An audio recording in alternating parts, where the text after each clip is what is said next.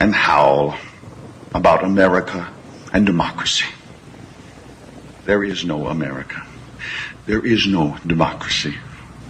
We no longer live in a world of nations and ideologies. The world is a college of corporations, inexorably determined by the immutable bylaws of business. The world is a business. And I have chosen you to preach this evangel. For all my free market healthcare robbing, stock stealing, retirement fund fucking with niggas. Fuck you little credit card scamming, jewelry stealing, crack selling, liquor store robbing motherfuckers. Shout to the homies, Carnegie, OG, Willie Randolph Hearst, Baruch, Rockefeller, the real Rockefeller, my main bitch Leona, pour out a little Louis XIII, Scott Rothstein, Jack Abramoff, hold your head, my real top niggas, let's get this money. I spend my day peppering America overseas, pension for the workers, nigga please, embezzlement, etiquette, private settlement, I'm better with Confederate rhetoric from my mansion in Connecticut, foreclosed with homes at the tenement, I twist words like a speech impediment, I hope you got good credit bitch, if not better get a new job with benefits, while I play golf with niggas and get cheddar with, new money buys brand new carrots, my old money bunch of great grandparents, you got grills in your mouth, I ain't mad at ya, I own every gold mine in South Africa. Thanks, baby, you made me $1 billion. Plus, I own a building for each one of my children's children. Hey, everybody. This is Chris J. here of Voice of Rebellion Radio. Tonight is Sunday night, June 12th, 2016, and I'm hosting a show where we are covering about the World Wars, World War I and World War II, as many people call it, the Great War, the First World War and World War II, the biggest war in human history. But we talk about the stuff that the textbooks didn't tell you about these wars, major details that you weren't told about, because it conflict with what they had told you, the whitewashed lies, the whitewashed version of history that they wanted to ingrain in you. So you didn't hear about stuff like the Lusitania and the truth behind the Lusitania. You just heard the whitewashed version of that, which was really, when you think about it, was the first false flag to get the United States into a war that had absolutely no purpose in. I mean, this really had no purpose in. I guess when you talk about the Spanish-American War, it was of a country, it was at least nearby. This was to get us into a war that was all the way across the Atlantic, had absolutely no threat to us whatsoever, Germany. But there was, of course, the Zimmerman telegram, which was probably a hoax. If you look at, there's no substantial historical evidence really to show that the Zimmerman telegram even existed. And the Lusitania, all historical evidence shows that in reality, it was not the story that was told in textbooks, but rather that it was a provocation by the United States at the time to initiate war with Germany. There's other things as well, such as in World War II, mentioning about the Chinese Holocaust that happened against them. It seems to be not talked about yet that the number of Chinese that died via execution by the Japanese was more than the Jews that were killed by Nazi Germany, where 10 million Chinese were killed by the Japanese forces in the 1940s after the invasion of China. And they also invaded Indochina, which is now Vietnam, Laos, and a few other countries. At that time, it was French territory, so they invaded an allied country, or an allied territory. But these countries were very close to independence. Right after the war, they would get independence. Vietnam received independence, I believe, actually, the day after World War II ended. Vietnam received independence, and most of that area would succeed, and then it leads into a big war with the French trying to hold on to their colonial territory that they had held for about 100 years prior to that. And the other stuff about the war is also the First World War, and the fact of, the character of these countries that allies that shows democracies and whatnot. But at that time, there was still the British monarchy still had openly dictated a lot of policy, and today they do it more secretly. and the fact of who the monarchy of Britain sided with, and who did really the British government sided with all the way up to about the very end, and really the whole time, the government was, and who was Winston Churchill. Their government was so incompetent or so two-faced, as we saw the British government wasn't truly the country that they were representing the British people. And prior to World War II, and the British monarchy, that they didn't side with the people that you think that they would have sided with being in Britain during World War II, but they actually sided with the Nazis, and that's quite a historical fact that that they were in league with each other at that time, and that the British monarchy believes in a highly racist ideology of purity of a pure English family, and they don't even leave their own cousins, never less their race.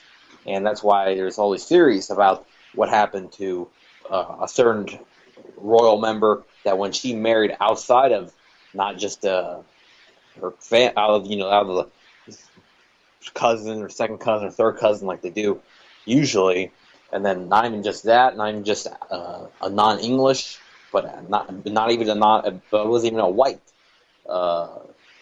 man. It was a man from Egypt, and then we all know what went down afterwards. So, and you see with their connection to the Nazis and pictures of them doing Hitler salutes, it's not a coincidence. These people were in league with the Nazis. And the fact that the Western world still worships these people practically to this day, these parasites that literally live on the British taxpayers' money, and they pay a ton of money to them, while right now a lot of their systems and a lot of their basic services are crumbling, and major austerity is about to hit their way, and you have this horrible government right now that just spends more and more and more money on war. And people in America, some people that want to be edgy and stuff, want to say stuff like, well, Donald Trump becomes president, I'm moving to England. But they don't realize how bad the situation in England is. It's the same as the United States crumbling country. That doesn't matter if it's Trump or Clinton. It's just going to continue the cycle of deterioration and oppression that this country has entered ever since. When you look at it, where we stopped booming was the Federal Reserve. After that point, it was just for the average person, their life would no longer be getting better. At that point, it would be getting worse from that point on, and it kind of or the kind of prosperity that they could see in the future. Prior to that, the sky was the limit for our country, as we had gold and we had a boom of the railroads and a lot of other stuff that happened at that time. But also, the major negative side is that we had this unchecked system that allowed a few people to get very, very, very, very rich, and then they were able to collaborate with the Rothschilds in order to practically buy off our country, not practically to buy off the country. It's really it's a full sale buyout is what happened of our country, and because of that, the country wouldn't look the same. And you look at that date, December 23rd, 1913, and not after that, a lot of stuff started happening. But we had World War I we got into just a few years later, and you wonder why. That was the first European war that the United States intervened in, and we had never intervened in a European war before. We had gotten into wars that were not necessarily of our interest, and we probably should have stayed out of them before them, but they were all close by in the region. But after that, we were in the Spanish-American War, which was fought mostly in the Caribbean, but there also was a theater out in the Philippines. But it was to deal with the Spanish, who were right here, practically right at Cuba, within 100 miles of American territory, 90 miles to be exact. So there was that, and there was the Alamo, the Mexican-American War, which was also very questionable, and we actually ended up taking a giant chunk of the Mexican Empire's territory at that time. But of course, it wasn't initiated it was initiated by Texas succeeding off, and it led to tensions over that, and then eventually America annexes it. We have the war, but it wasn't created purely on wasn't created purely by the United States starting the war with a kind of a false flag of itself, where they put it into the disputed territory in between the United States and Mexico at the time. They sent men in there, and then the Mexicans shot at them, and they were able to say that blood had been shed on American soil. But this false flag that was later was a ship, and it was a passenger ship. It was not a military ship. It was a passenger ship, which the Germans sunk in 1915. But there was a few discrepancies from the story. It sounds like a tragedy that is unexcusable when you put it right there on the surface of what happened. But when you look at it a couple steps deeper, the Lusitania was not carrying just passengers and their luggage and all that stuff. No, it was carrying weapons across the ocean to the Allies, or as they were called then, the Entente. So they were taking them across the sea, and there was not just small arms. They said the United States official story was that there were just small arms on the boat, pistols and such. But even if that is the case, that bringing that to is still a pretty valuable resource to whatever country receives that. But it was a lot worse than that. It was actually bombs were being carried on the ship, and the witnesses said so, that they actually was explosions. So that's why the Lusitania sunk so quickly. So actually what they were trying to do is part of the reason why a lot of those people got killed, because the explosions caused by the bombs that they're trying to bring across the sea caused the boat to sink faster, while if it was just a normal torpedo hit and there was nothing to exacerbate the explosion from the initial torpedo hit, then it would probably sunk much slower, and maybe they might have been able to evacuate a much greater portion of the attendees of the boat ride. But because they wanted to do this risk that they were taking. And it go a little bit further also to the circumstances around this trip, that the voyage wasn't put through a safe passageway, and they knew where the safe passageway was. The United States Navy could have told the Lusitania crew that there's German U-boats all in the Atlantic Ocean, so watch out, and that you have to go here and here, because they already had broken the German Enigma at the time. So they knew where to go. They could have went way past the German submarines and been completely safe, but they went directly into the passage of German submarines. Why would they do that if they were legitimately trying to stay safe? So it looks like they were trying to set themselves up for a German attack. And the Germans facing no other option, because it's almost like a hostage situation, and if you are a kidnapping, is a good example. If you let if you pay the ransomer the money, then that they'll continue doing that because they know it's a profitable thing. And once they know that they can do one little thing to change up the malintention thing that they're doing, where they won't be attacked and they'll just receive their benefit, they'll just keep doing it. So if they just know that all they have to do to bring bombs across the ocean was to put passengers on every time, then they would just keep doing it. So Germans, to make a statement, was it the best thing to do? Probably not. Actually, I would say no. Probably the best thing would have been and somehow board the ship, and that would have been the most humane naval thing that they could do while staying strategically capable. They couldn't let the ship actually reach the other side of the Atlantic, but they shouldn't have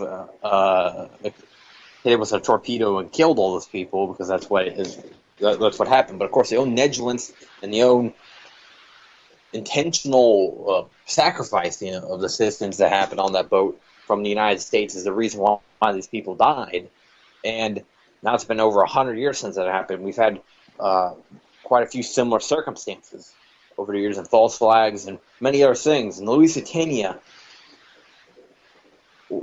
went right into the pass, got torpedoed, it sunk very quickly, and it's caused an outroar. And this is the first time in the World War I that they even start mentioning maybe that the United States needs to get involved. Because before that, it just sounded completely insane getting involved in this war, because it's over there in Europe, which at that time, 3,000 miles wasn't a few-hour plane ride. It was well over, it would be well over a week by boat. So it's a much different voyage, and it's way over there.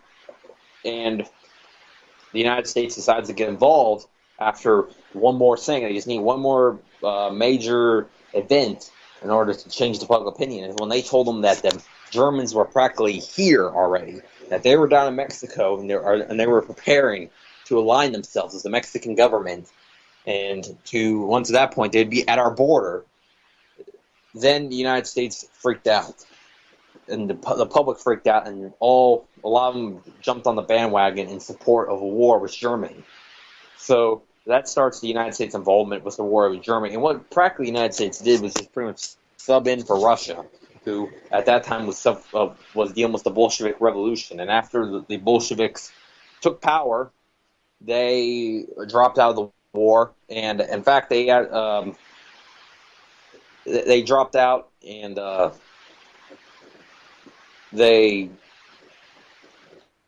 signed an agreement, the Brest-Litovsk Pact, in 1918, which ultimately, it was a very bad deal for Russia and a lot of the Russian people there, because it ended up giving a lot of the territory to Germany. But it didn't really matter, because within a few months the Germans would lose the war, and that would give all the territory back to Russia eventually. During the Russian Civil War, they gained a lot of it back, and a lot of the countries that joined the Union of Socialist Soviet Republics. So Russia didn't lose the territory really long, but temporarily the Bolsheviks just planned on not facing Germany again in war. So the United States kind of subs in. There's U.S., France, Belgium, believe it or not, was one of the people in the Entente Powers, but they were not really a major player. But you have these three countries against the other three countries, which would have been German Empire, the Austro-Hungarian Empire, and the Ottoman Empire. And all three of these archaic monarchies, which these are open monarchies, that they don't hide that the monarch has power. And Kaiser Wilhelm II, and the Austro-Hungarian Empire, and the Sultan of the Ottoman Empire. These are all probably governments that were bound to collapse in not too much time, but they were artificially brought about their early collapse. And the Russian Empire collapses via a revolution inside their country. So you have all these monarchies crumbling down at this time. What's not really talked about is the fact that all these, the German monarchy, the Russian monarchy, and the British monarchy were all cousins with each other, but yet they were on different sides, as the German monarchy was on a different side than the Russian and British monarchy. And it's said by some people, and there's some evidence to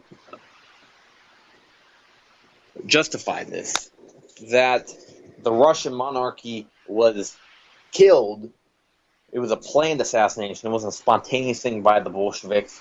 They say that it was a few Ural Soviets that were, fanatical supporters of the Bolshevik Revolution, took the royal family down while they had him in prison, took him down in the basement, said they were going to take a picture of him, and then opened fire on all of them, killing all of them. But it's said that it was actually planned from somebody way much further to the west, and some people say that the British monarchy actually kind of arranged the whole Bolshevik murder of the Russian monarchy, because they feared the Russian monarchy's potential competition for power, especially after World War I, possibly. That if the Russian monarchy was still to have been there, the German monarchy and all the Central Powers, all this buffer, really, that's what it was before, between those two, because you had the very powerful British monarchy waning in power, and then you had the Russian monarchy that also was somewhat waning in power, but possibly a major victory in this war, and because Germany could have gained some territory and gained some resources, and they could have gained a lot more power, making it their power might have been able to very easily overcome the British Empire's power. So they were somewhat worried what would happen once this buffer, the Central Powers, would cease to exist after the war ended. So I think Britain's thinking a couple steps ahead. It's very plausible to believe that they might have they might have at the very minimum infiltrated elements of the Bolshevik Revolution and hired these guys to actually kill the Russian monarchy. They were afraid of that result. And some people say that the whole Bolshevik Revolution was planned by a few Western countries that had that similar fear in mind of what a Russian Empire after the war could look like and what it would do to the British and French Empire, or the French Republic at that time. That was actually not a monarchy. It was the only one that wasn't a monarchy, to one extent or another. Really, it seemed like the only ones were France and the United States. But the United States was already bought out by the Federal Reserve, and France was pretty much almost what it seemed like became just kind of a puppet state of the British Empire. And it was in the shadow of the British Empire because the French state as a whole at that time, near the turn of the century, was very weak. It was very cheap to live, though, at that time, and it attracted a lot of different people, with a lot of different mindsets. And that's why Paris became a bloom of art and became a bloom of intellectual songs, kind of similar to Vienna at that time. Both Vienna and Paris kind of competed. And Vienna, at the turn of the century, brought a lot of these same people that would become very influential and figures in the first half of the 20th century. Early in the 20th century, these oldest figures were there. It was Leon Trotsky, Joseph Stalin, Adolf Hitler. We're all in the same city at the same time, in Vienna, Austria. And it became kind of like a city of neutrality in some ways until the war happened, and World War I happened, and they sided heavily with Germany. And the funny thing is, it actually was more like Germany sided with Austria-Hungary. The myth that is I think it's a pretty big myth that the Germans started World War I. The Germans did not start World War I. Now, the only question is whether the Central Powers themselves started World War I. But Germany came to an obligation that it had with an alliance that spanned 30-plus years with Austria-Hungary. But did they actually start the war themselves, Germany and the German Empire? I would say no. Because the Austro-Hungarians, after the assassination of Franz Ferdinand in Serbia, they were the ones that eventually invaded Serbia after they set a few agreements, and they actually had some pretty valid points in this document. They give pretty much 10 clauses to it that they have to follow after the assassination of one of their leaders in their country. Serbia refused to follow it, so they decided to invade, which, so now it's actually, really there was some blame when you look at it, could easily be put on the Serbian for not following the agreement, and then Gavrilo Princip for actually assassinating Franz Ferdinand, and Franz Ferdinand sparks the Austro-Hungarian invasion of Serbia, and then Germany comes in as an obligation to defend Austria-Hungary. Russia joins in on the defense of Serbia, and then a few other things happen. Germany starts a push northward through France, and then the British start a war with Germany, and then there's a deadlock in France for a long time, and Italy, which had the alliance pretty late near World War I with Germany, backs away at the last second, and then they actually join the Allies, which I think some people would get that wrong if they asked them on the spot which side was Italy on in World War I. They would probably think that Italy was on the Central Powers, but they were actually not siding with Germany in this battle, and neither was Japan. That was kind of the odd thing. Japan was also a part of World War I, not nearly the big player it was in World War II, but Japan was a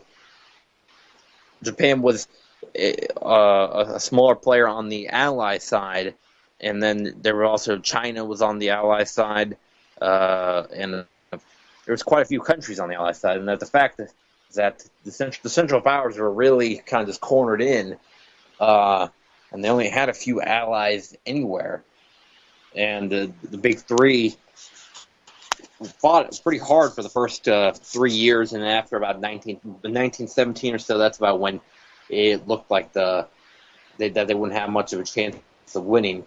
It was practically a war of attrition. They weren't moving after very early in the war, and they had this trench warfare where they fight over 30 feet and stuff like that. And it ended up being a very slow and gritty war that didn't seem like it was coming to an end at any time. And it came to an end in 4 years.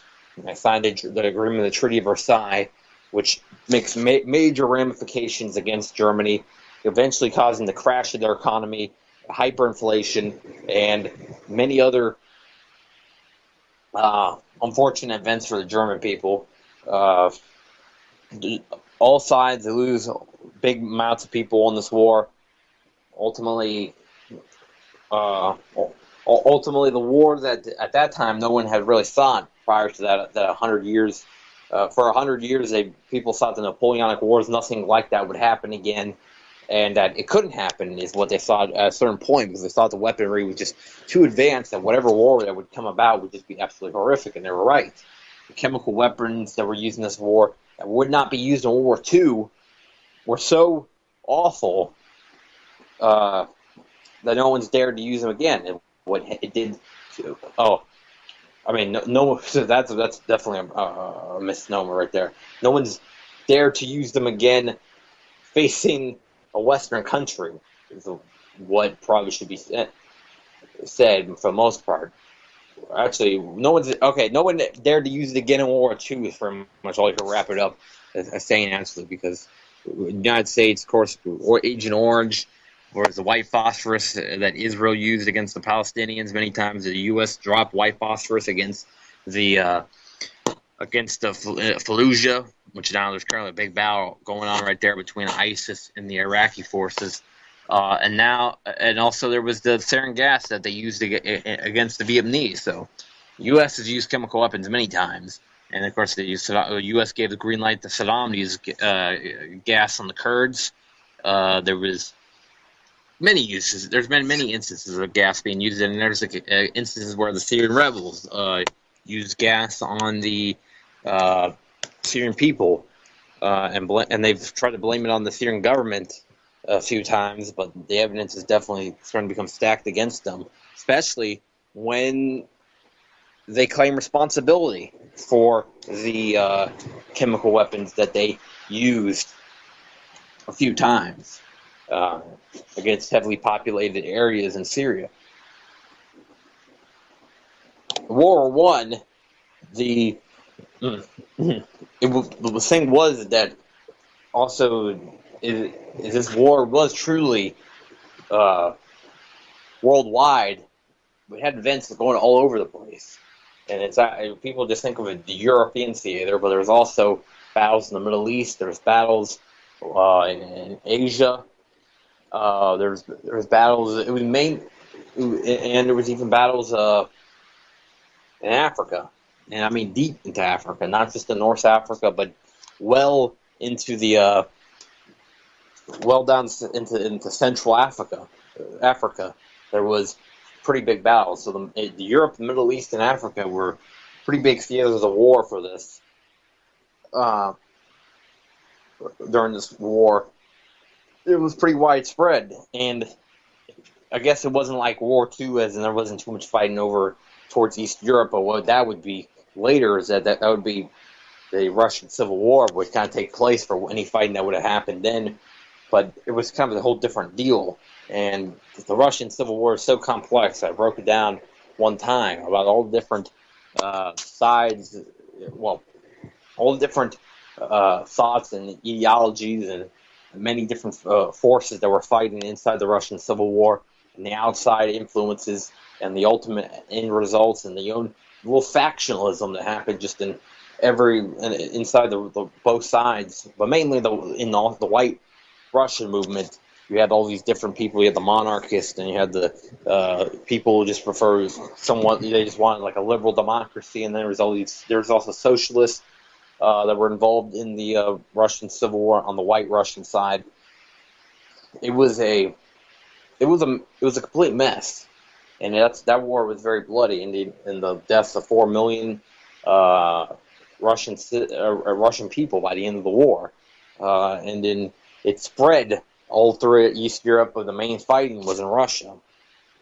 By World War I, you had most of the fighting was further west, and the main area of fighting was in France,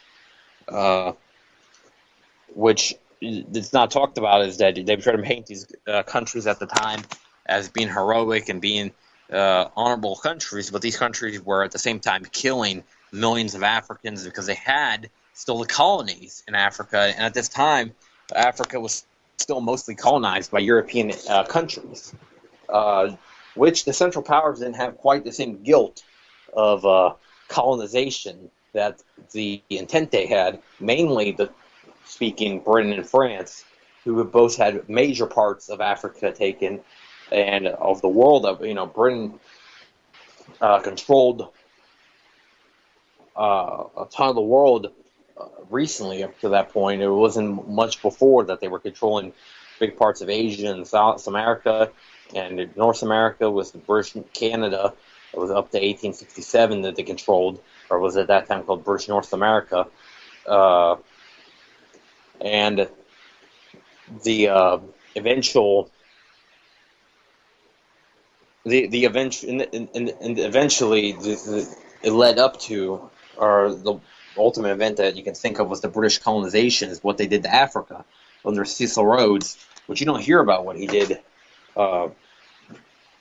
to 10 million Africans, which Cecil Rhodes killed 10 million Africans, and that's probably a low estimate, in Rhodesia, which the British claimed in Rhodesia was practically a Rothschild British creation, and they stripped the Zimbabweans of their identity, of their national culture, and they were lost until 1980, when finally there was an uprising led by Robert Mugabe and a few others to overthrow the British rule in Zimbabwe. But the British at that time controlled much more than that. The French, same way. They controlled Algeria. Italy controlled Libya. Egypt was controlled by Britain. A lot of the Central Africa was controlled by Britain. That's why you had battles way down there. And Germany had one German East Africa they controlled, which was just pretty far south. That'd be down by like where Kenya, Mozambique, somewhere in that area. I think there's a specific country though that they controlled that later got named the country it is today, but I can't think of which one it is because my geography on Africa is not the best. I admit that most other continent, every other continent, I can name almost every single country in that continent, but the Africa, there's a few down there in in the south that sometimes elude me when I'm trying to think about. But down there, Tanzania, Mozambique, there's what else is there? There's there's Kenya, there's by Zimbabwe, but there's a specific country that I think today is an independent country. Then with Germany, East Africa, that they controlled, and there was a few allies actually that the Germans had in Africa that were sovereign nations that the Germans supported during the war. And in the Middle East, there was the theater war because the Ottomans controlled a big part of it, and the British wanted that part. Which part of the reason was that the British planned on taking the major one that they were thinking of was Palestine, which at that time Palestine was controlled by the Ottoman Empire. And in 1905, the Zionists, like Thomas Herzl and a few others, were tried to give $150 million for not that much land, but it's the land of Israel that they wanted to take, or Palestine, but they were planning on converting it to Israel. the Sultan of Ottoman Empire said that it doesn't matter if you give me. I think he said something about some huge number in gold. That if I give this land to you, Allah will never forgive me. And he pretty much said that he'll never ever take any offer for the land of Palestine. So it's kind of like under that adage that if they can't buy it, they'll take it, and that's what the British planned on doing, because they were pretty much the military force that planned on being the ones to take it for who, and who being the Zionists that were eventually they would promise once they started getting on the winning side of the war in 1917. They wrote the Balfour Declaration to the Rothschilds, promising them their land, the land of Israel, that they would control. The Rothschilds would be pretty much the architects of this awful creation that was the land of Israel. And people think that it has anything to do with the Jewish people, or has anything to do with Christians that have been duped into believing this has anything to do with the land of Israel described in the Bible. Well, they should look at who actually it was promised to, and it was the Rothschilds. So whenever, and I've ran into this problem with a few people on Facebook circles and Facebook truther groups that have been tainted by this false brand of theology, and they'll say at the end, because a lot of the people that criticize it are true. They're not Christian, but they don't need to be Christian to see tainted doctrine, because they know what the actual book says and what does the actual doctrine says, and then they know what this false Christian Zionism is. And it's false Christian Zionism. It's all kinds of Zionism taints anything it touches. And Zionism taints any religion it touches, and it's tainted a few branches of Christianity for sure, like the Southern Baptist Church after John Hagee took it over, has became a cesspool of this kind of Zionist bootlicking and distortion of truth to make it seem like Israel represents any of the Christian people, any of the American people, and any people around the world, period, is a distortion of truth. That Israel is a murder state, and they murder Christians, and they murder Muslims, Palestinians, they murder people all across the Middle East. And they've murdered quite a few people outside the Middle East. So, this is just all those, Christian Zionists and these people that are in the truth movement that still hold on to the Zionist lie. Just remember is that Israel was promised in the Balfour Declaration in 1917. Look it up on Google. That the land of Israel would be promised to the Rothschilds, and they would control it. They would be the architects of the land of Israel. It doesn't say anything about because this land belongs to Jesus or nothing like that. It doesn't say anything about it doesn't say anything about Israelites. I can tell you that. It'll probably say Israeli, which is a massive distinction between the ancient and current Israel. From a biblical perspective, from a logical perspective, from a real estate perspective, from a socialist perspective, from an anti-bankers perspective, from a Muslim perspective, from a Christian perspective, from a human perspective. The Zionism is a tainted political ideology. It is a cancerous political ideology that feasts on the ignorance of people overseas because of a simple name that it uses to believe that something that's not. And the fact is that it commits genocide and is illegally existing, as they have no claim to that land. The Palestinians have the claim to the land. And it's true that the Ottomans and then later the British were the last ones to control the land of Palestine. But Palestine was a sovereign country for many years. And if and the British got it illegally by war, the Ottomans, the Ottoman Empire doesn't exist anymore. So by any type of even going by contracts and real estate, if you're going by that kind of logic, it doesn't have a right to be claimed by anyone in that circumstance. The land of Palestine should be sovereign, and there'll be a huge amount of peace when Zionist Israel is no longer an entity, and it goes back to how it was prior to then, where the Jews and Arabs lived in peace in the land of Palestine.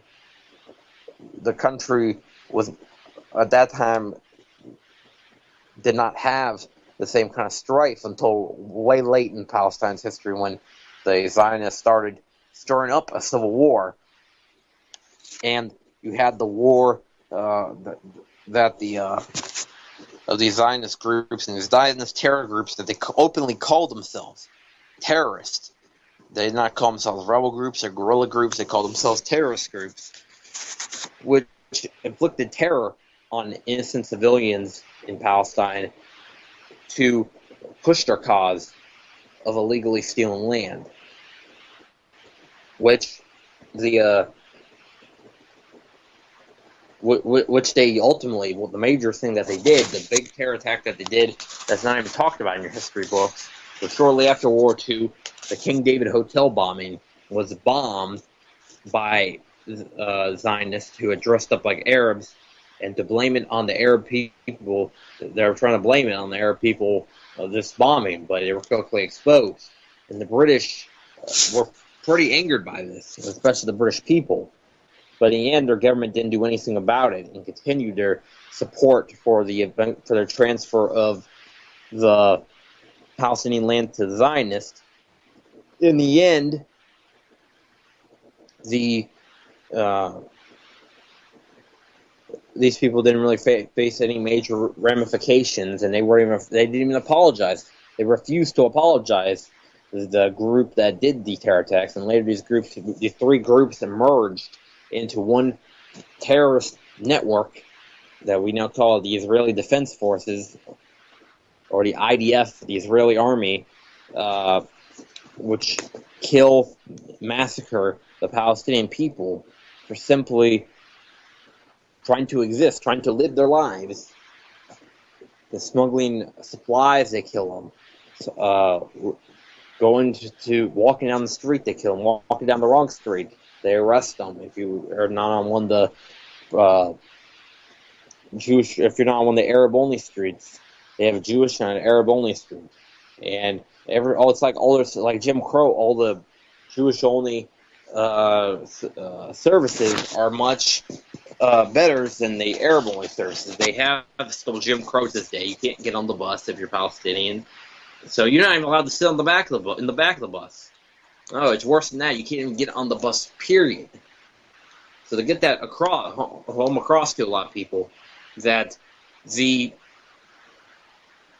Palestinians are facing a Jim Crow type system of oppression that we, after the United States ended Jim Crow, the South Africa, that the American people, big time, rose up and a lot, at least pretended to be outraged by the apartheid, and it was all over the place. They were talking about the apartheid, and the world in general, it seemed like, condemned apartheid in South Africa. A lot of countries did, but in the end, Israel, which has a worse apartheid than South Africa ever had, they do nothing about it. And even people that were major fighters against the South African apartheid will say what I just said about the Israeli apartheid being much worse than the apartheid they suffered in South Africa for many years. So now, with that in mind, with that cleared up about just how racist the Zionists are against the Palestinians, or even Jews that are black, whom they sterilize, African women that came from Africa that are Jewish, they sterilize them. So there's Israel, however, in the Western world, especially the United States, they act like we have to bow down to them.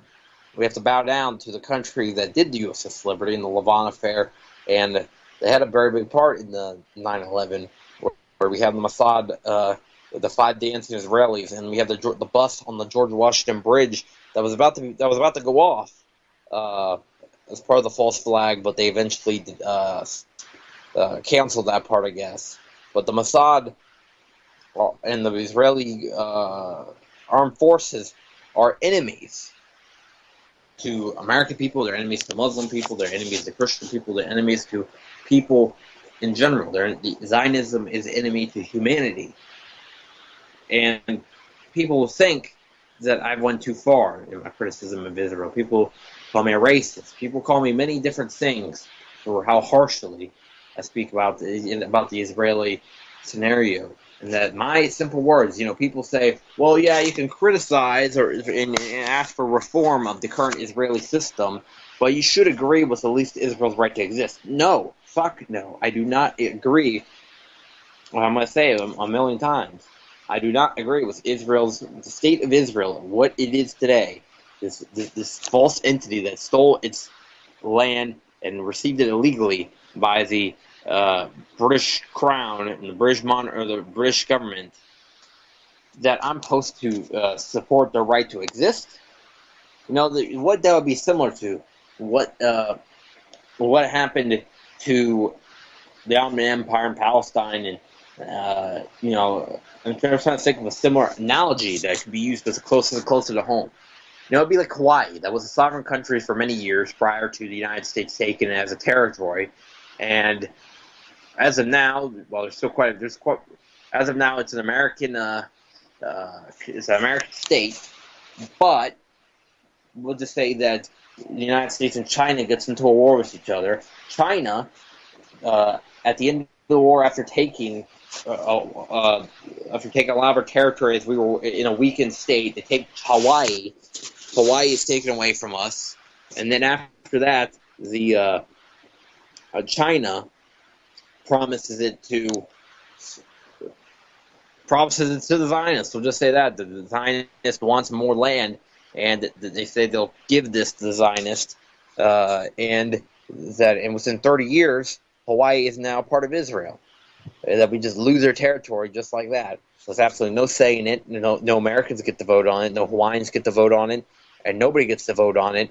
And it's all transferred by a few men behind closed doors to eventually give it to the Zionists. That's what happened from Palestine to become Israel, just all within 30 years of it, from being a part of the Ottoman Empire of Palestine.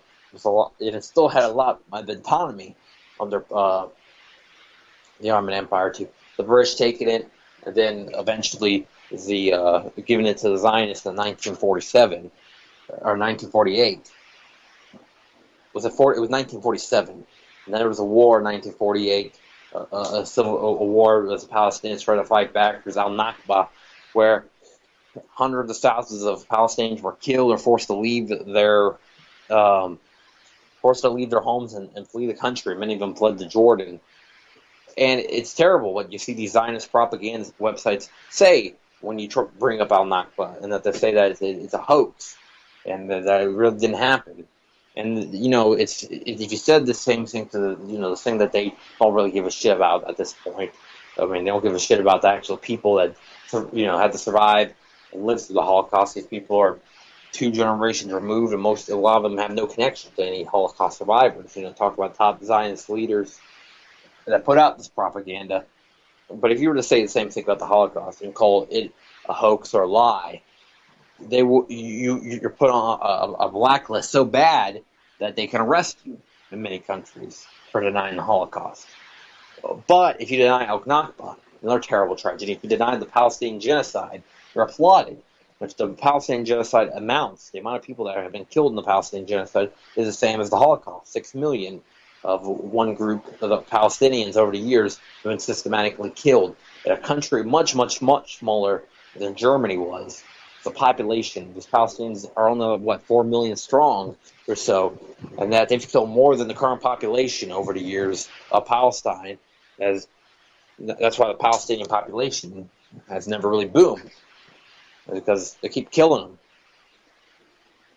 and they're herded into these little urban population centers, which every few years they bomb. And I know that I was talking about the world wars, but when you talk about World War I, you have to talk about the Zionist implication and what happened eventually was the Ottoman Empire to Palestine, to Britain, to Israel, the Palestinian territory. So yes, I'm branching on about Israel, but it's kind of necessary to explain, and so people can fathom just how illegal the Zionist seizure of Palestine was, and the kind of awful things that the Zionist propagandists say. And the Zionist propagandists go to often have very racist characterizations of Arab, Muslim people, portraying them as violent, portraying them as religious fanatics automatically, when many of these people are very secular, and many of these people are not Muslim that are in Palestine, and many of them are Christian.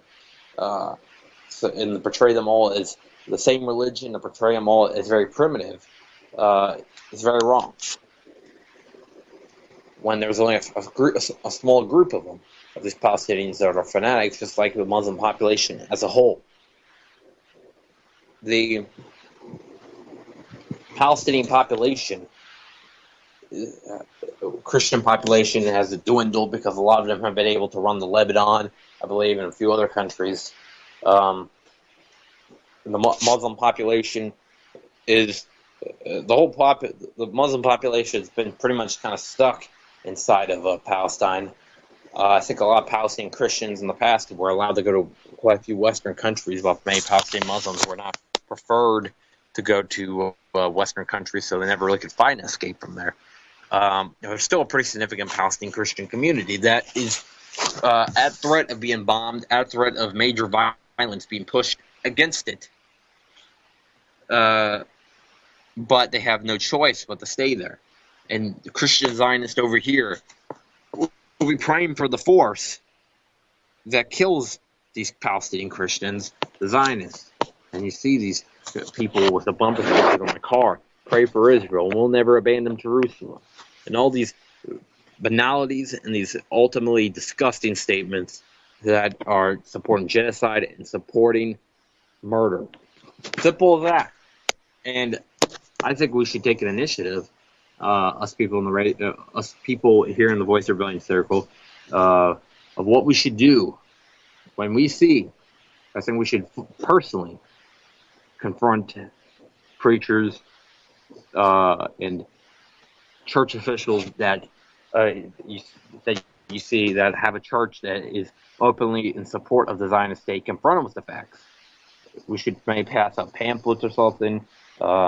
Perhaps, try to keep it respectful, but make sure that they see the information, because then we can find out who's ignorant and who's deceitful and who's running a racket for money, which will be quite a few of them probably, and who actually is willing to put truth into their sermons and into their preaching. If we give them the information, maybe they will do that, and we can make a significant impact on the religious community in whatever place we live, because we can actually change the minds. And there's been some churches that have actually, because of the recent events in Palestine, have reversed their support of Israel. Like, for example, the Presbyterians.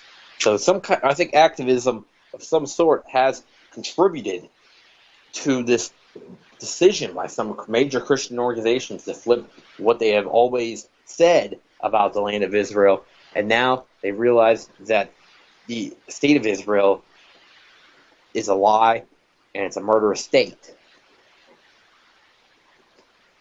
With the war, the Great War wrapping up, the stage is set though for War II, and some people say that also while the Balfour Declaration was made, there was also something else that was going on, which was heavily, some people believe, was heavily Zionist influence, which was the Bolshevik Revolution. And I'm just going to not spend too much time here because it creates a lot of debate, and it's a very lengthy subject. I said I was going to talk about both world wars, and I haven't even really left World War I. But the Bolshevik Revolution was started in 1917. It was kind of a successor to the 1905 revolution that failed. There's a few causes for it. For example, there was still heavy poverty in Russia at that time, terrible work conditions, that's attributed to just a lot of the world at that time. Working conditions were definitely not what they are today, and there was also the oppression that they felt from the Tsar Nicholas II. That's what at least the Bolshevik supporters said was the causes, that there was lack of food, and that there was as well, on top of all of that, was racism that they believed was the persecution towards the Jews by the pogroms the Russian monarchy was doing. But if you look at the counter side of it, that actually at that time Russia had made a lot of progress towards a more modern society, including the introduction of a parliament in 1905, and they also had abolished serfdom in 1862, I believe, which is actually a year before America ended slavery, which are kind of comparable things, serfdom and slavery. The Russian monarchy, however, when you look at the bigger geopolitical picture at that time, they were crumbling in some aspects. For example, they had lost a very rare defeat between Asian power and the European power. The Asian power came out on top, and the European power came out losing. And Russia lost the war in 1905 with the Japanese. And the Japanese, that was kind of the start of the Japanese Empire gaining strength. And that same year, the Japanese annexed Korea, which before that was a sovereign country. There was the original Permanent Kingdom, which when you look at North Korea today, some people say that the isolated nature and the strongman image that they put in their leader is unnatural. But if you look at Korean history, they actually are very used to that. And this is actually very typical. And that really, in a way, North Korea kind of mimics the original Korean Empire in some aspects, with some socialist thought mixed in there as well. But it has same kind of skepticism of the rest of the world, and a belief of isolation, and a belief of a strong man to hold the fortress is, as you could say, of what they want, and also the belief in keeping the traditional culture of Korea, which North Korea does believe in. I've not really talked about that. The Korean Empire and North Korea's preserved a lot of the relics from the original Korean Empire, and a lot of the culture, a lot of the tradition and culture. So that's a whole different subject. But you look at the Russian Empire, and their defeat with that, and there's a few other conditions, and it did set the stage for a lot of disenfranchised, angry people. But did they have a noble cause, or did they in the end were they just made useful idiots? As Stalin had said about the countries that he would convert over to Stalinism, is that the people that would be in support of him and his personal ideology, that they would be useful idiots. The Russian Empire, however, at the time, was posing possibly a threat to the British Empire of the post-World War I British or Russian Empire. So what they ultimately did, or what people believe they did, the British Empire, some people believe that the British Empire sponsored the revolution against the Russian Empire, and it was constructed in order to bring about the end of the Russian Empire. Some people said that a few things point to that. For example, there was evidence that Rasputin was the face sealer that was closely connected with when I say face sealer, I don't actually believe that he healed by faith. I just believe that he was more of a showman than anything, and probably maybe he was able to heal just by his character, and bringing of morale to the sick that he visited. It's a lot of evidence that I guess to show that he was actually pretty effective, and but you know, ultimately he was a mountain man who was illiterate, and his actual skills were pretty questionable, and and he ultimately based all of his healing on faith. He believed that he was some kind of a medium that could talk to God. Apparently, that's the story. That there was a medium that could talk to God. But Rasputin, it said that he gained knowledge of some kind of plot against the royal family. That's why he was assassinated significantly earlier than the royal family, who wouldn't be killed for another 2 years after Rasputin's death. And that would happen in 1918. The summer of 1918, they're all taken down into the basement, and they never came up again. And they were all killed out in the, I think it was in Siberia. It was in Siberia where they were holding the royal family. And at that time, the Soviet government had already taken power, but the Civil War had begun. So it wasn't full. They hadn't taken full charge of the entire region yet, and the Soviet Union hadn't became a thing yet. That wasn't until 1922. At the end of 1922, the Soviet Union became a thing when they signed the treaty that officially ratified the Soviet Union becoming an entity. The Germans are said to have also helped the Bolsheviks. It's said that they brought Lenin back. They know it's true that they at least brought Lenin back. They paid for his train back or ride back to Moscow on an armored train. But the questionable part is the money. Did he actually give Lenin the $20 million of gold? And also there's the influence that is believed to have came from Jacob Schiff, a Wall Street banker who hated the Russian Empire, and it's said that Trotsky met with Jacob Schiff somehow. But at least publicly, Leon Trotsky would probably never be allowed inside the United States. But, of course, we can't go by what is publicly said. Privately is a whole different story. You wouldn't even hear any of this stuff about this foreign influence on the Russian Civil War. And on the other side, on the Russian monarchy side, there wasn't really as much support coming from overseas for the Russian monarchy. It's publicly, though, the United States did support the Russian monarchy, and Western countries did. Apparently, at the end, pretty much Britain and many other countries started saying that they needed to stop the Bolshevik Revolution from happening. Winston Churchill was a harsh critic of the Bolshevik Revolution, which he later comes into play again, of course, because he's going to become the leader of Britain for World War II. Which, that's another thing I want to go to. Winston Churchill and who he was in World War I.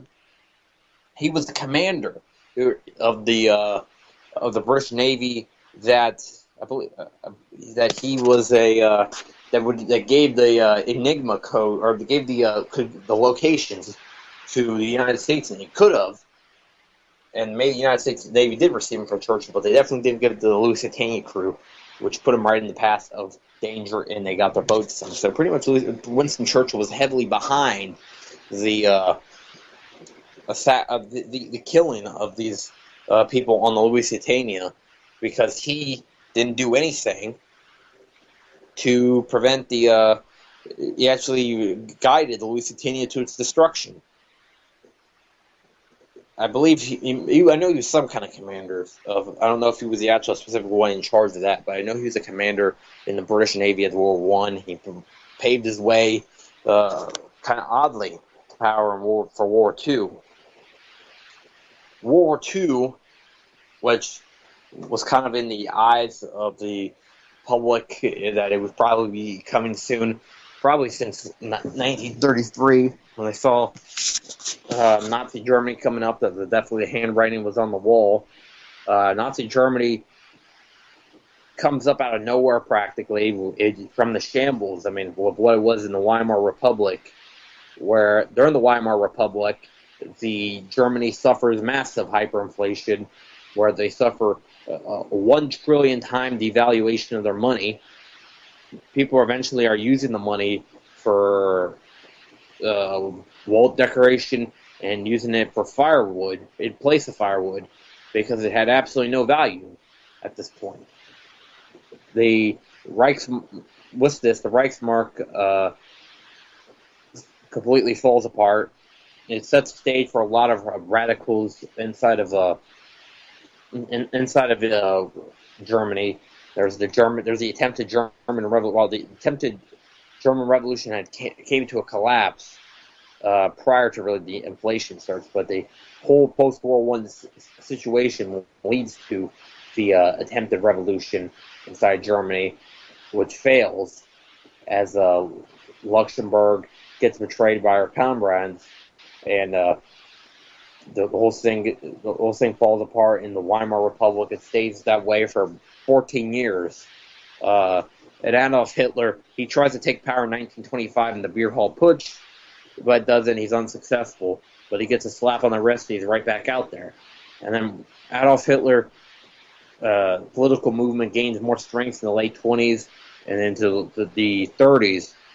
And then by 1933, was Paul von Hindenburg, who was favorable to Adolf Hitler and the Nazis. When he died, Adolf Hitler was elected the Chancellor of Germany, which he later calls it the Führer of Germany, and he gives himself emergency powers after a major false flag happened, which is considered by quite a few historians as a major false flag, the Reichstag fire, which was their parliament building, which caught on fire. But when you look at it, it wasn't an accidental fire. It wasn't a fire set by somebody from the outside like they claimed. The guy van der Lubbe, who was a Dutch communist, is what they said, which gave the pretty much the green light of the German people to start rounding up communists and socialists that were in the country.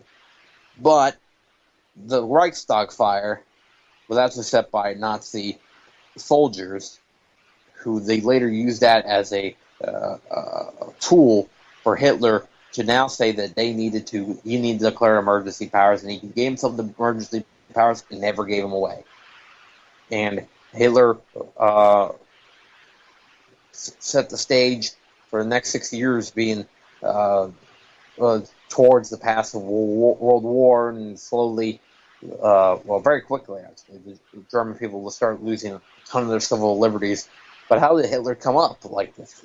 Now, the official story is that Adolf Hitler came about by book sales and personal memorabilia, but when you listen to that, it sounds like bullshit. He had definitely received money, if you look at the records, from the Strasser brothers, who were, oddly enough, Jewish, but it shows the mindset of these bankers. They didn't care what happened to their Jewish compatriots, because they set themselves at a different level, as these people were the elite. So they didn't care what were the ramifications of giving a loan to Adolf Hitler. And later, I don't know if it's later, but it's also we have, of course, other big bankers, and the Rothschilds themselves gave a ton of money to the Nazi regime to build its war machine. And it's definitely not a myth that the Rothschilds were involved in funding Adolf Hitler. But of course, you have all these.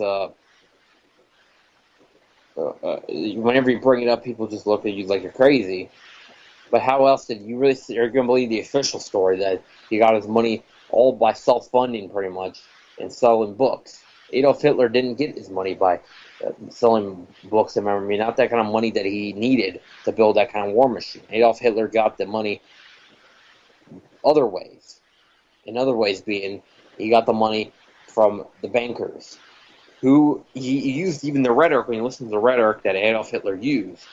I mean, start subbing some words in there about, when you listen to his speeches. And then, or about what these, all these Nazi officials and what they had to say. And just made Jews to Muslims and or or change it to domestic terrorists possibly. And when they're talking about the communists, the socialists.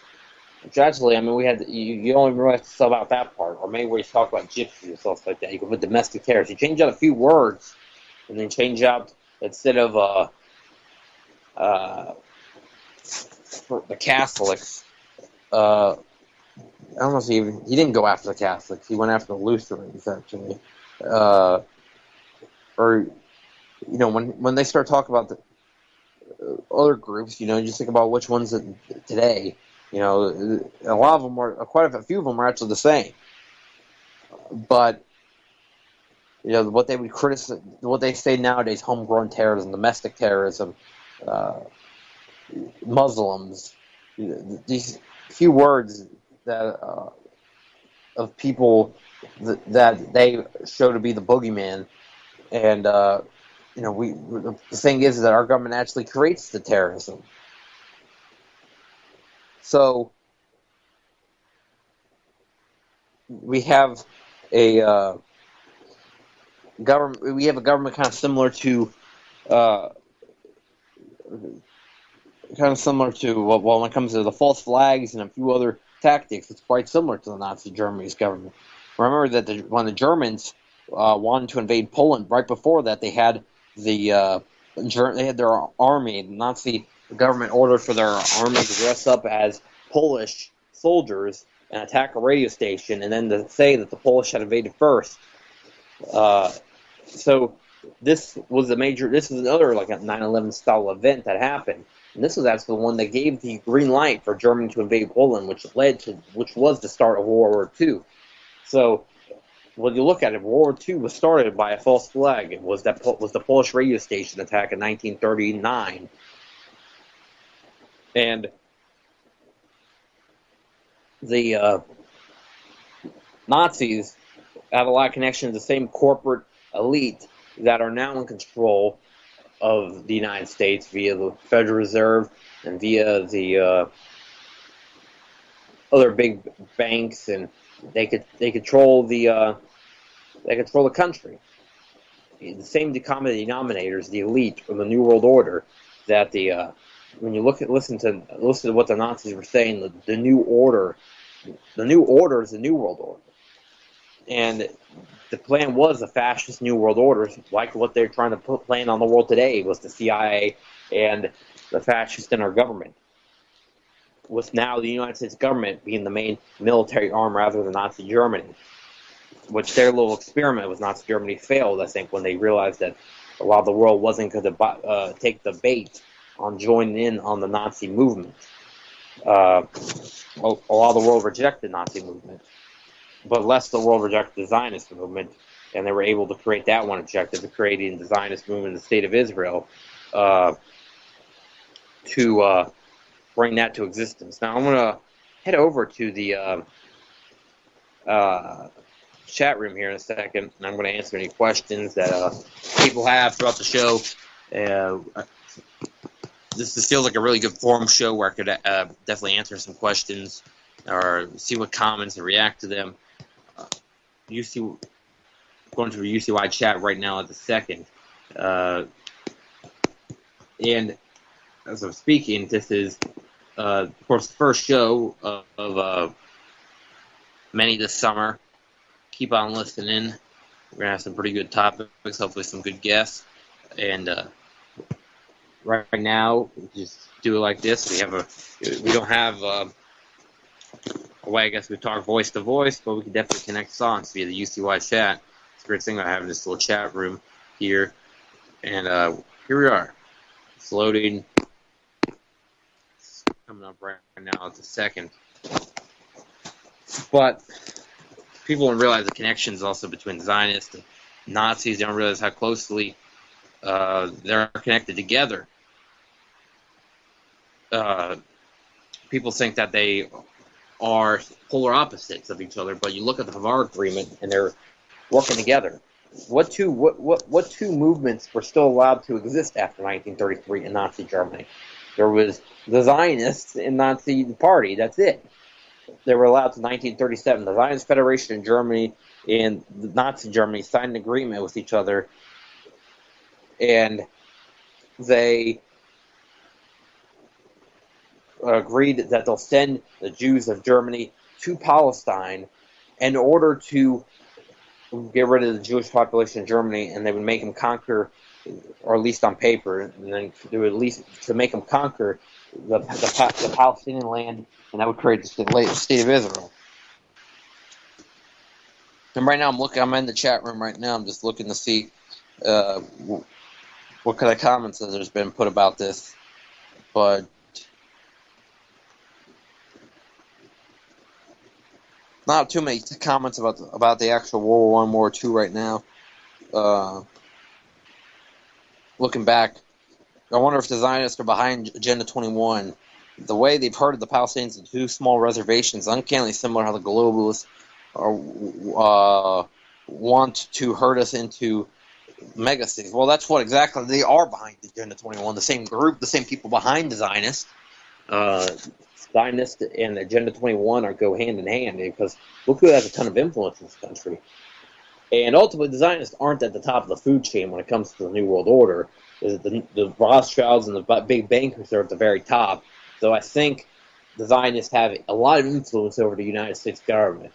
And you see that you're not allowed to be in the U.S. government unless you bow down to Israel, is the situation of the day. But definitely what they're doing by policing the rural citizens and putting them into cities eventually and herding us into where big no-human zones and putting us into big cities here and a big city there, that is definitely going into the Zionist agenda, the New World Order agenda mainly, is the bigger picture of what's going on.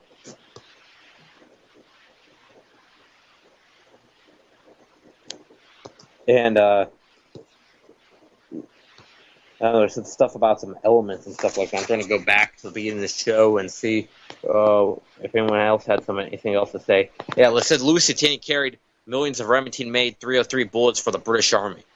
And thanks Otto von Bolschwing. I just got a question, though, is that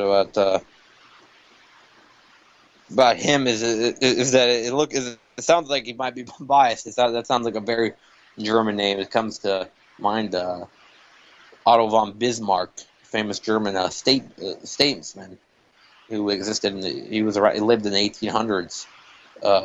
He was big for the I think that was the first German Empire, or the first German Reich, or actually it was at that time I think it was just the in-between period. There was an in-between period between the first German Reich and the second German Reich, or the German Empire, which that came about in 1871, which, believe it or not, has been 145 years since that date.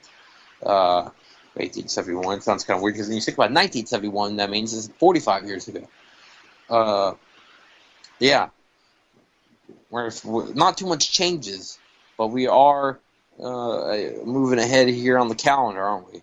I mean, we're in 2016. We're not too far away from that day that of martial law and World War III, are we? Because all the people that make the predictions said so.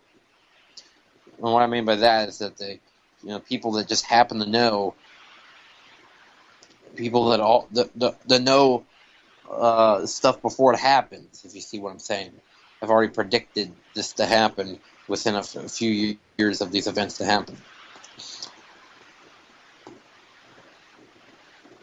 Otto von Bolschwing confirmed shill. Yeah, and you showed me the little the little German Palestinian coin that they had. Yeah, they even made a coin for it. Or it's the German Zionist coin, and it had on one side. I thought those things. I mean, apparently those things actually did exist. I mean, some people said that they were not real things, but that's a real coin, and it's pretty unbelievably so. They were actually made that in Nazi Germany, but Otto von Bolschwing, he's Operation Paperclip. You know that I'll talk about that at the end of the wrapping up about World War II, which I've talked about quite a few times about Operation Paperclip and how they brought about tons of Nazis over to the United States at the end of the war, and they became many government positions. They took over, and we hear about it mainly about scientists, but it was also CIA analysts and government positions, and even NATO chiefs of staff became, or what used to be a Nazi chief of staff, became the NATO chief of staff. So I think that's about all the.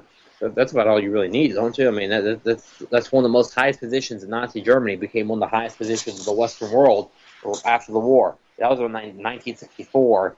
And also, what was 1964 another big year about? That was the year that the year after the JFK assassination, and that's when the elites took a grasp of our country, where we really couldn't get away at that point because JFK tried to save us. He tried to issue debt-free currency. That wasn't controlled by the Federal Reserve. But look what happened. That he got assassinated, and in the end, you got assassinated on national television, and then after that, we just had presidents that have been 100% loyal with the Federal Reserve ever since the JFK assassination, and none have stood up to the Federal Reserve since. We don't even have senators, congressmen, practically nothing will stand up to the Federal Reserve because they can own this country. And people are finally waking up to that, but it's been 102 years since the Federal Reserve has been created. I guess it's better late than never, but it's pretty late. We need to get off that system, because when we just continue when we continue just spending money without asking questions, and continue using their money without asking questions, it's not money. We should stop. That is a false term, because money is either a metal or is a metal of intrinsic value, or something that's backed by a metal of intrinsic value. This is neither. This is a currency. Currency is something that the value is determined by the owner of the currency. So I could make a currency. You could make a currency. He could make a currency. And they did make a currency. And everybody, now they got hundreds of millions of suckers using it. They have 320 million suckers using it, in fact. And there's a few other countries that use the U.S. dollar. And there's quite a few currencies pegged to the U.S. dollar. So the U.S. dollar still has quite a bit of control, but they're losing that control. If the petrodollar starts to fall apart, they're getting more desperate. Because soon their huge deck of cards is starting to fall apart. They got a deck of cards 10 miles high, but there's somebody at the bottom. There's a few people at the bottom that are starting to knock over some of the bottom cards, and if a few of those bottom cards fall, the whole thing crumbles down.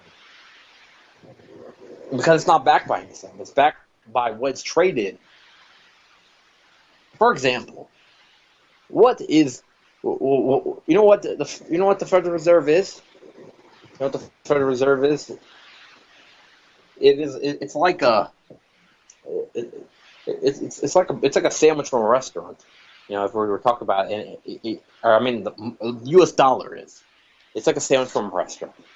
But you know what's a good sandwich. You know what's not a good sandwich. But because a few famous people came by and said that this pretty awful sandwich is actually very, very good, everybody says it's very, very good. But if those few famous people stop saying that it's very, very good, and all of a sudden start telling the truth about it, that thing's worth nothing. Nobody will fucking buy it. And the people will go to the ones that are actually worth anything, like the Russian ruble, or they'll go over to the they'll go to maybe the up to recently was heavily considered the Brazilian money, or I guess the Chinese, which wouldn't be that good of an alternative either, but people will probably go to the Chinese yuan. But definitely the Russian ruble is going to be looked at in the future. And there's, of course, some other very valuable currencies that people are going to be starting looking to in the future. The South African currency will be looked to. But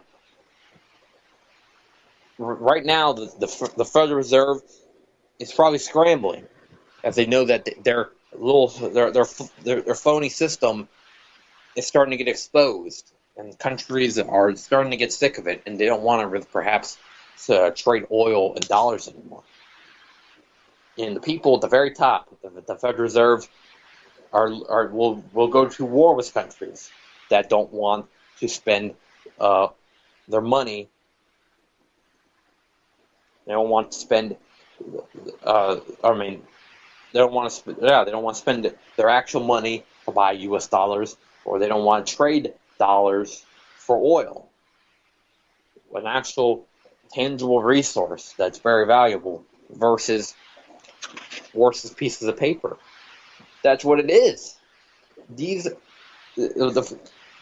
That's what a dollar ultimately is it's a worthless piece of paper that we believe it all to have value, but there's nothing to it. It's an illusion that we have fallen into. It used to be something to be tangible. It wasn't like in the old days that you could walk in. What ultimately the dollar is, what ultimately the dollar would be the equivalent of, is like some bank, a very big bank. Just to put in perspective, but would say it's not the Federal Reserve that's issuing these dollars. They make their own thing that is ultimately you can get more of them there at that bank. They determine that they have money, and a lot of people said, "Oh, yeah, we're all gonna take the services of this bank, and we're going to use their currency that they've made."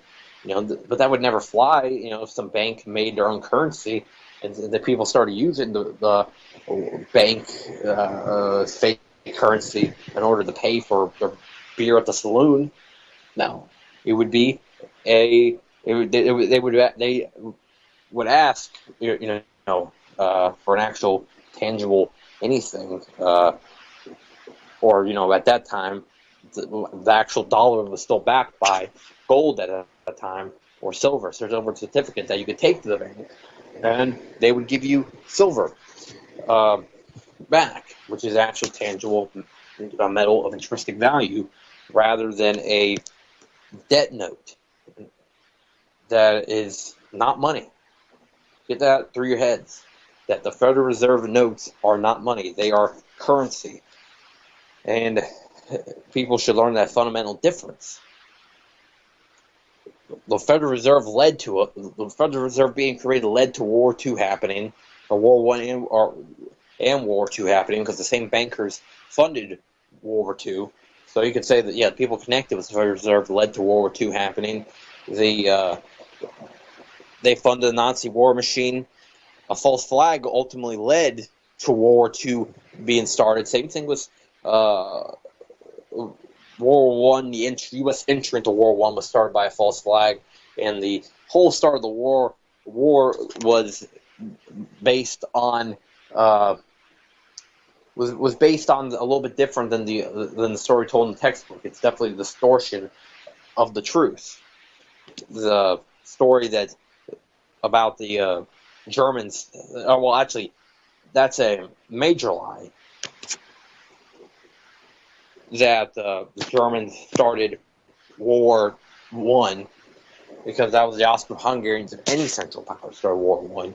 And if you actually look at it, probably Serbia was, or I would say, it could have been 55-45 Serbia was responsible for, and Austro-Hungary made a big mistake by invading very early, and they should have went to a diplomatic situation in that case.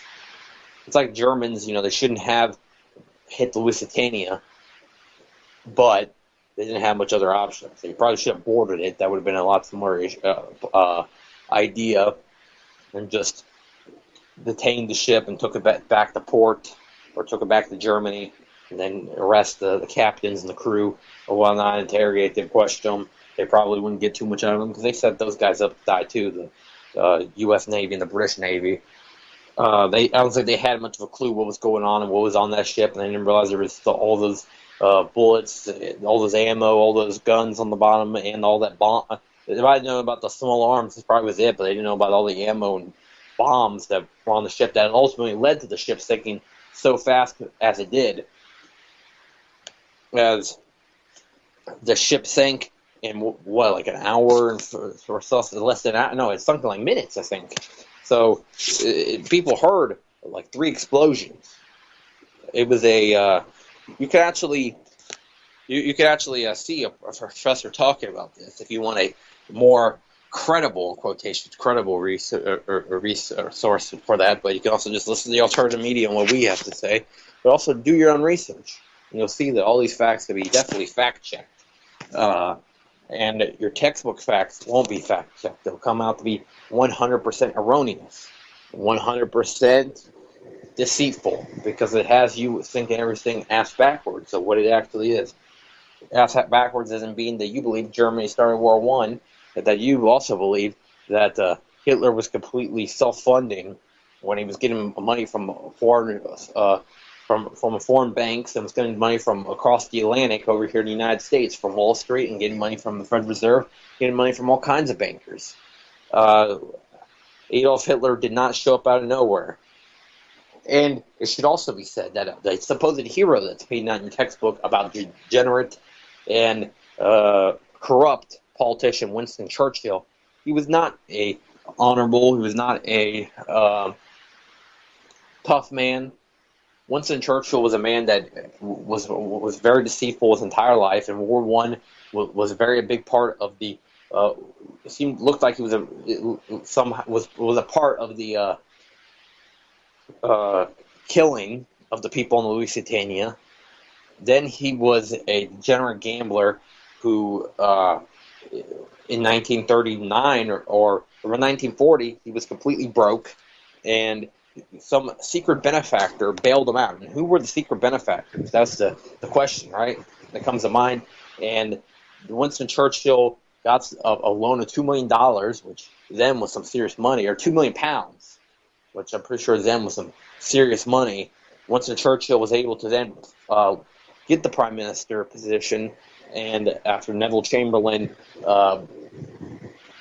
became very unpopular with the British people. And Winston Churchill gets the prime ministership, and it's known that during the war, he was the entire time in a den, just pretty much sitting angry. He was not a charming figure to be around. He was a very angry, a very probably disturbed individual. And Churchill had a test for blood on his hands that he could definitely, or a taste of blood that he could not quench. And that being said, starting war, doing what he did in World War I, getting the U.S. involved, or him and his comrades, compatriots, whatever you call them, in the U.S. in the British Navy, getting the U.S. involved in World War I wasn't enough. World War II had to happen, and he had to get. You got a lot of countries involved in that, and that ultimately, what he did wasn't in response to what the Germans did. It was just purely out of show of domination, some of the things he did, especially the bombing of Dresden is one of the things that come to mind. No matter how bad you think of fascists and you think of the Nazis, which I think of fascists and Nazis pretty low, however, what they did at Dresden was completely unnecessary, because this was on a civilian population in a very populated city. They bombed the crap out of them. And this wasn't even, this wasn't a few bombs here and there. This was a total aerial bombardment. In one night, 100,000 people died in Dresden.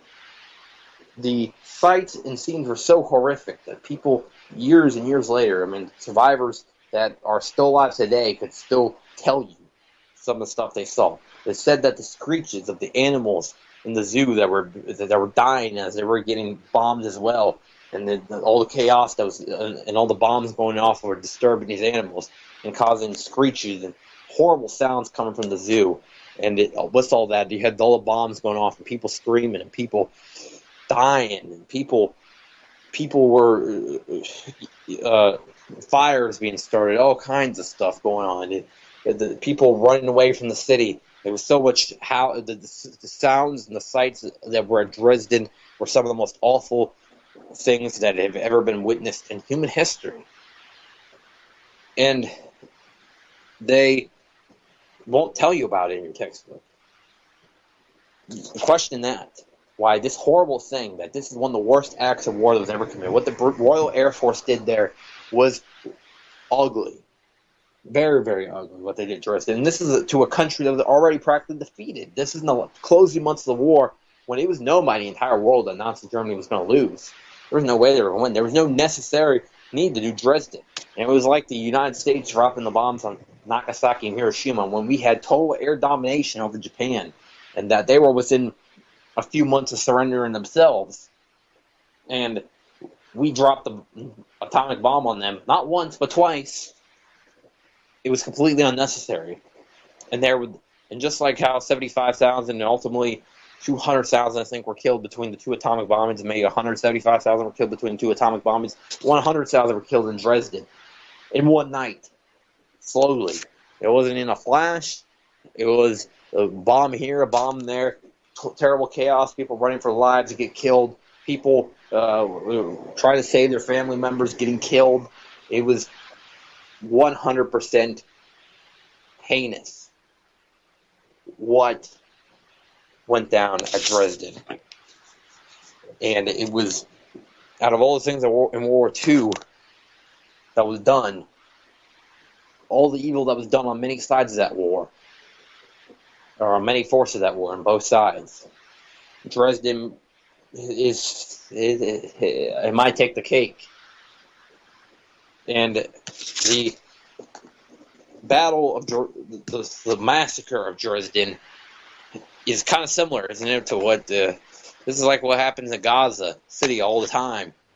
Maybe at a smaller scale, but it's similar. Bombing innocent people. Zionists took that lesson later of what the British did to Dresden, and that's what they'll do later in the wars later. But we're going back in the chat room, and see, we got some comments here about just talk about what I had to say about the Federal Reserve. Talk about the dollar. We're talking about dollars. Talking about the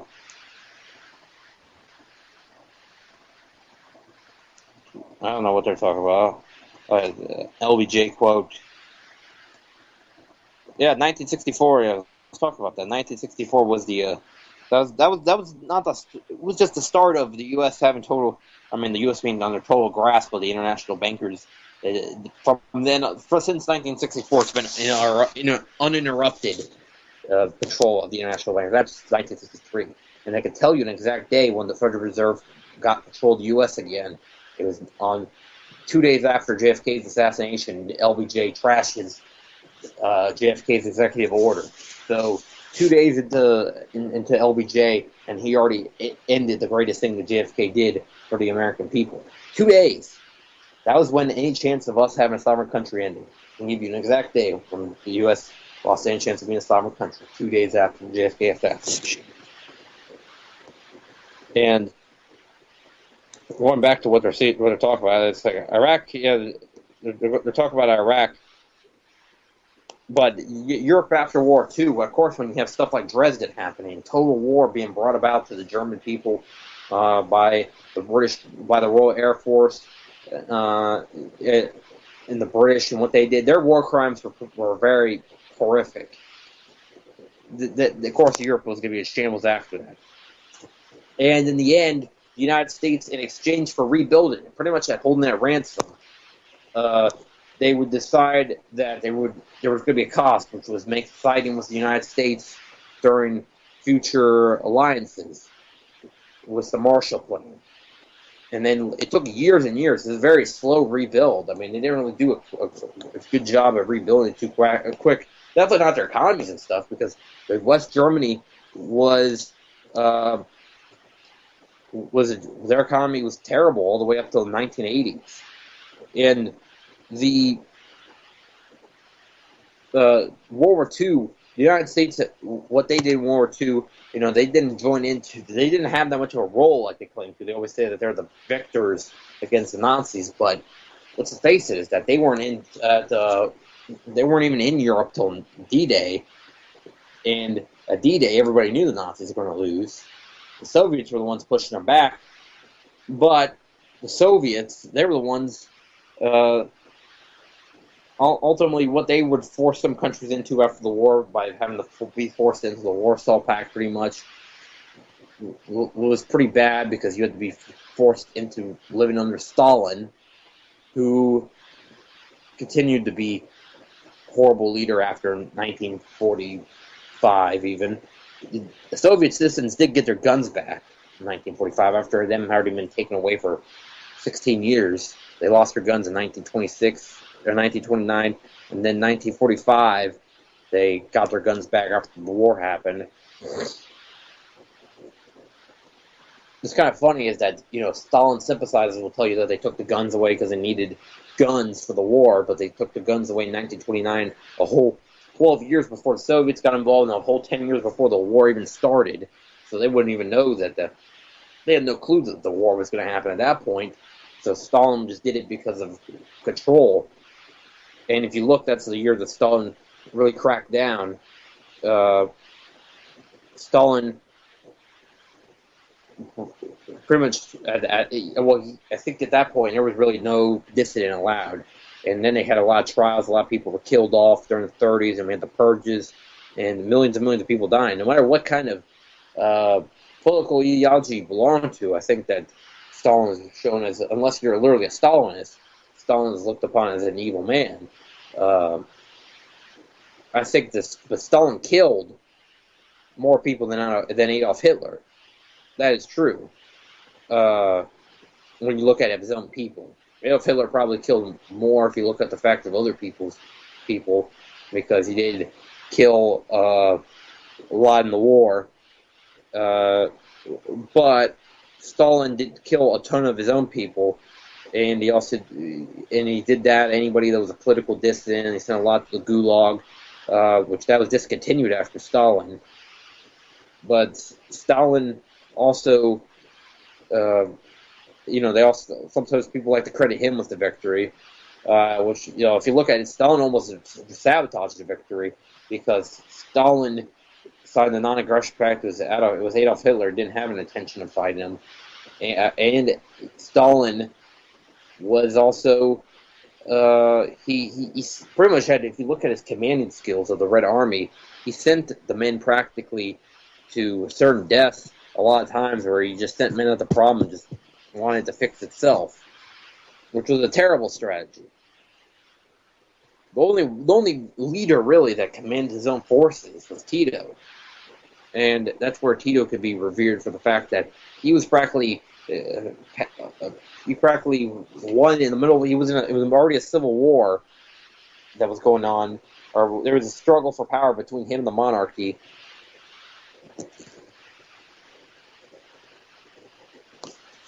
And Tito took power in the middle of it, of the war, and Tito led the Yugoslav people that had been before divided, unified them, and they all got in support of the war against Nazi Germany and the seizing of their land that they were attempting. And Tito didn't really take much help from the Soviet Union nor anybody else really. Tito was practically completely independent, and he fought against the Nazis. And during that time, he was very successful. And in the end, he won his fight against the Nazis, which Tito wasn't. He wasn't even a known figure prior to the war. Though even though he had fought in World War I and he had fought in the Russian Civil War, it was World War I. He was with the Austro-Hungarians. He was from originally Croatia, which is kind of weird because he later became the leader of a country where its capital was in a Serbian territory, but it didn't matter because Yugoslavia was a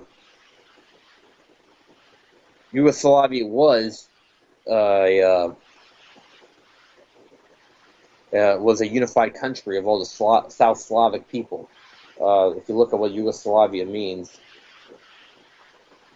that's what it means. But anyways, in the end, Tito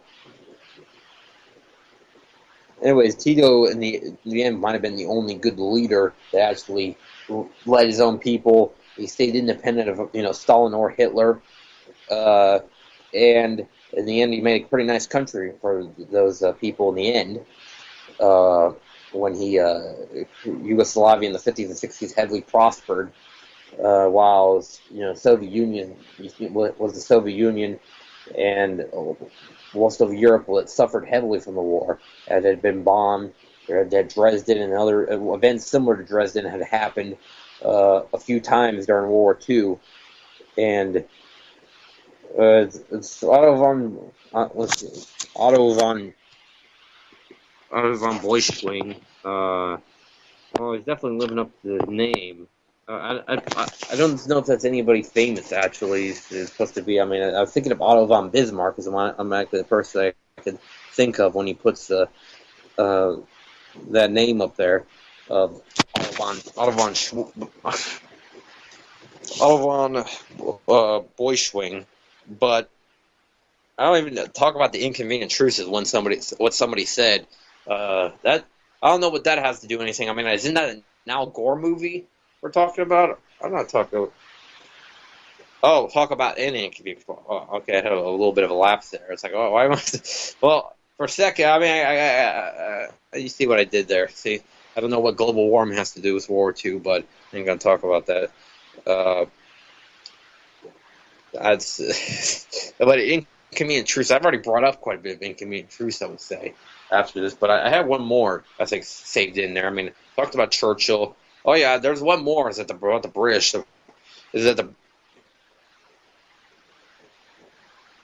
the British had a pretty good chance to take out Adolf Hitler before the war even started.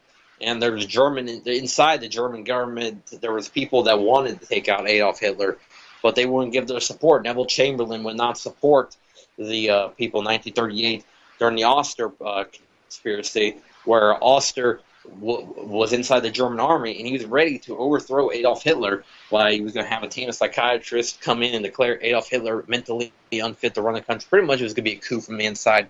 That he just wanted the backing of the British to go ahead with the plan, but the British wouldn't give the backing of the plan. I don't know exactly what kind of support they were supposed to give. Maybe some kind of intelligence support, maybe some kind of army support. But in the end, the British didn't give the support, and Neville Chamberlain lost a chance to take out Adolf Hitler. I mean, this is a pretty documented fact. I mean, you can look it up on Google, the Oster conspiracy. It was a very real thing, and Adolf Hitler remained in power for 7 years after that, when they could have been overthrown then. He was only in power for 5 years at that point, and he stayed in power for 7 more years after that.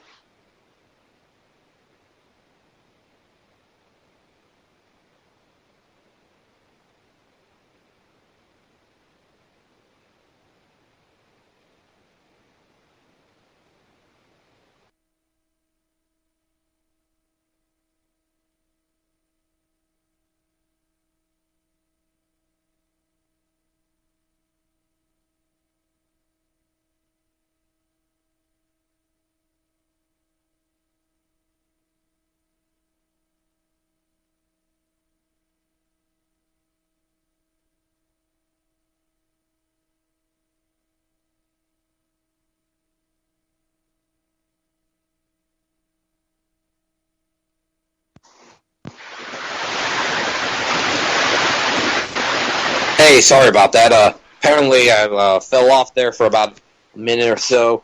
That happens sometimes when I leave the Skype app, but we're fine now. We don't have too much longer on the show, so if anybody's tuned in, stay tuned. We're going to be here for a few more minutes. Here at this edition of Voice of Rebellion Radio. This is your host, Chris J. If you're just tuning in right now, we're talking about let's talk about the Oster conspiracy, and that the British had a very good chance of taking out Adolf Hitler, but they didn't take it because Neville Chamberlain at the last minute chickened out and decided that he didn't want to give support to the internal coup by Oster against Adolf Hitler. So the British were very much had didn't have much of intention of taking out Adolf Hitler under Chamberlain, and ultimately it was what I see as the Nazis is that they were an attempt of the elites to steamroll a lot of the third world. They were going to gain a lot of support in the third world, is what they believe, for world domination or a fascist world government. The Nazis also did another purpose, is that they served as the start. They pushed a lot of the immigration towards Palestine, and then it was the Zionist state was also part of the Nazi agenda. So they were supportive of Zionism. Nazis and the Zionists worked together, and I don't know why people on both sides of that can't realize that. That the Zionists like to believe fall in an illusion that that they didn't work with the Nazis, and the Nazis don't like the Nazis that exist today like to believe that they didn't work with that the Nazis didn't work with the Zionists.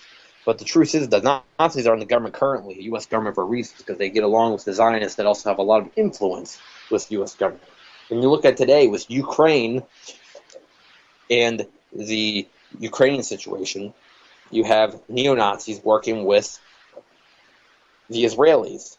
The Israelis are they're the second biggest supporter of the U.S. Ukrainian government currently right now, and it's kind of you see you won't get the truthful side from the media, of course, of that. They try to make it seem like that the West Ukraine's democracy, whatnot, or that they are also trying to make it seem like the East Ukraine is so unpopular on the world, and that their struggle against the fascism that the Kiev government's trying to pose on them is illegitimate, and that there's not a lot of people behind it, but there's a lot of people behind it around the world.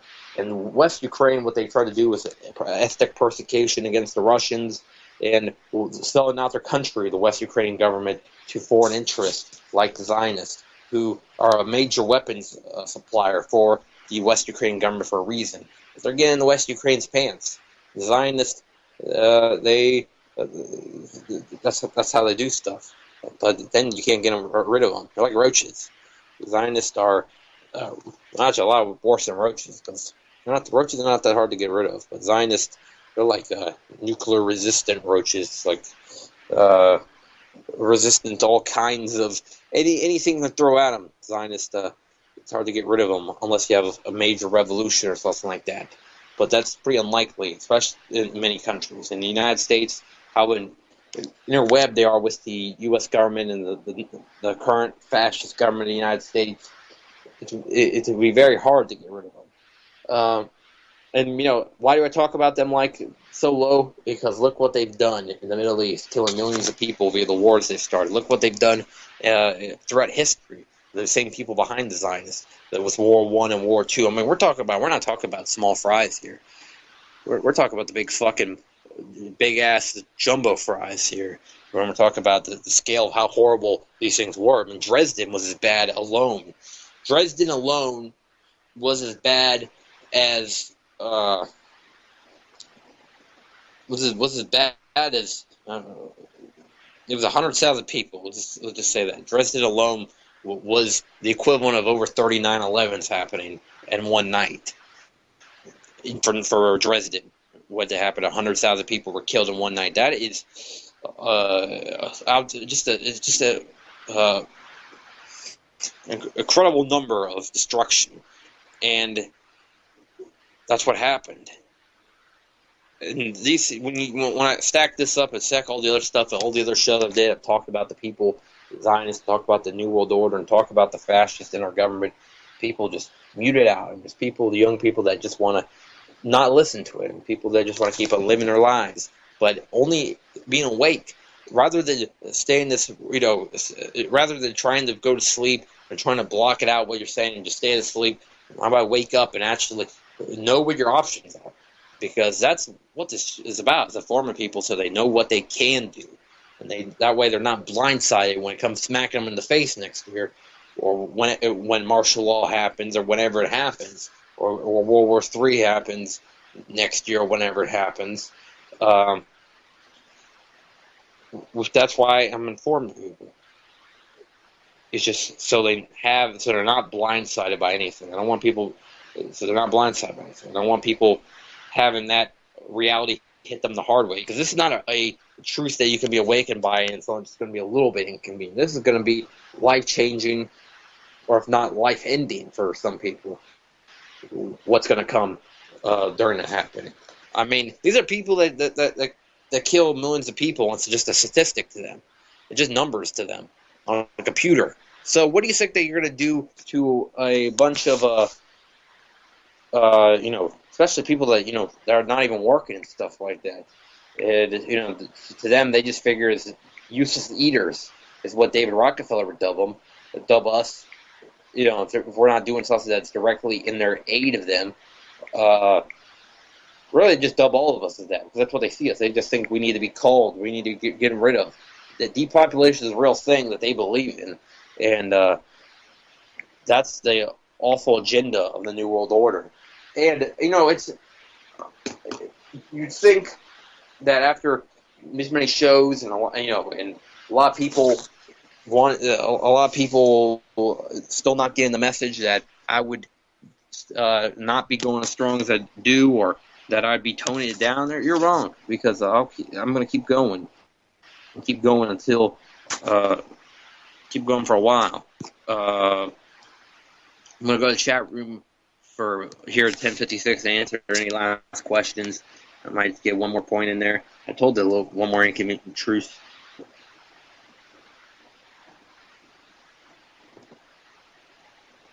Reconnect.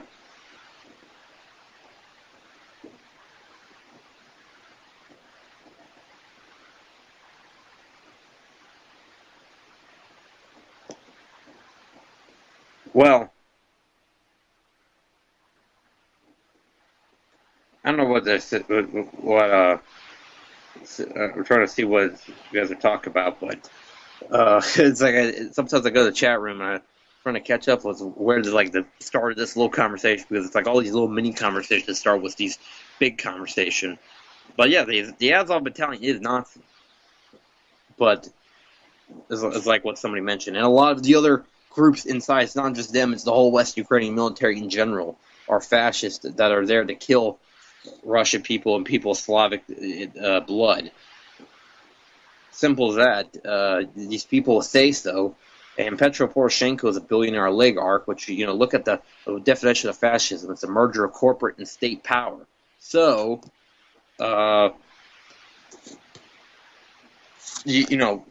with that, it's literally, I don't think there's anything more symbolic than the chocolate king himself, Petro Poroshenko, who he has so much of. He has a huge part. Used to have a huge part of the Eastern European, chocolate industry, and he literally became like a multi-billionaire because of it. Is now the president of Ukraine. Not too surprising. And thanks everybody that giving me a little thumbs up here at the end of the show. We're literally here in the last minute and 30 seconds or so. By the way,